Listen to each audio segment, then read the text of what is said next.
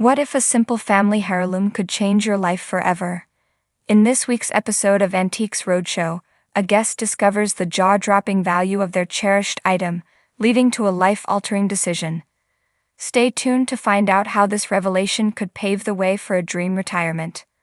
Maybe it's tucked away in the attic, gathering dust in a cardboard box. Maybe it's a piece of jewelry in a drawer or a stack of old paintings in the garage. Or maybe, just maybe, it's sitting right out in the open, so much a part of the daily furniture that you don't even really see it anymore. It's the dream of Antiques Roadshow, isn't it? The fantasy that keeps us glued to the screen. We watch as person after person lines up, clutching their family heirlooms, flea market finds, and garage sale gambles, all holding their breath for that one magical moment. The moment the expert's eyes go wide, the moment they say, "Do you have any idea what you have here?" For one woman who appeared on the beloved PBS show, that fantasy wasn't just a fantasy. It was the very real, very shocking, and incredibly emotional story of her father, her cats, and a paperweight that turned out to be a life-changing treasure, a father's legacy, divvied up. The woman stood before appraiser Eric Silver, a beautiful but unassuming bronze sculpture held carefully in her hands. It was a figure, elegant and windswept. But to her, its greatest value wasn't in its form, it was in its memory. "This came from my father's collection," she explained, her voice thick with love and recent loss. "He passed away a year ago this month." You could feel the weight of that statement. This wasn't just an object.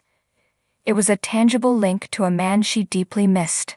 She went on to explain the story, a familiar one for many families. "He had a collection of bronzes and 3 daughters," she said. "He divvied them up, and this is the one I happened to get. The one I happened to get." It wasn't the prized piece. It wasn't the one the sisters fought over. It was just hers, a small piece of her dad's passion, a memento of his life. And like so many of us who inherit things we cherish, but don't fully understand, she found a practical, everyday use for it. "I use it as a paperweight," she admitted, almost sheepishly. "Or it sits on top of books on my coffee table." At home, this elegant bronze figure wasn't a priceless antique, it was just part of the house. It held down mail, kept books tidy, and even served as an object of curiosity for the family's other residents. In a wonderful, relatable twist, she mentioned that even the family cats had taken a liking to it. Let's just pause and picture that for a moment. A rare 20th century sculpture, being nonchalantly nudged by the whiskered faces of the family pets.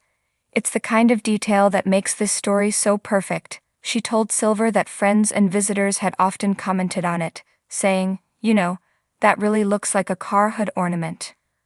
She'd nod, agreeing that it did look like that, but had no idea of its origin, its artist, or its true value.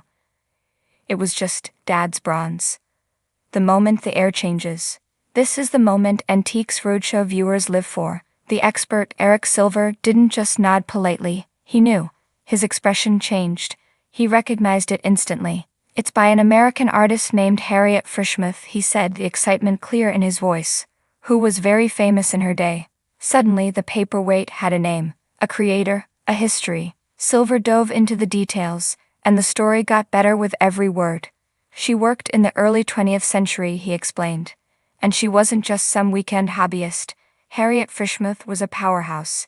She had studied in Paris with the one and only Auguste Rodin. Yes, that Rodin, the man who sculpted The Thinker. As if that wasn't impressive enough, she also studied in New York with Gutzon Borglum, the sculptor of Mount Rushmore. This woman's paperweight was created by an artist who had trained with the man who carved a mountain." Silver confirmed the piece was signed and dated 1923. This, he noted, was a peak period in Frischmuth's celebrated career. He then confirmed what her friends had suspected all along. It was, indeed, a hood ornament. But it wasn't just any hood ornament.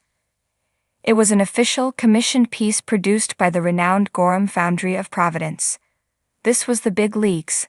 Gorham was, and is, world famous for its fine silverwork, but they also crafted exceptional bronzes for the era's most elite artists. The $30,000 cat toy.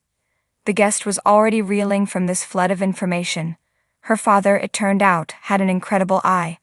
The piece he'd left her wasn't just a knick-knack, It was a serious work of art. Then, Eric Silver delivered the final, stunning proof.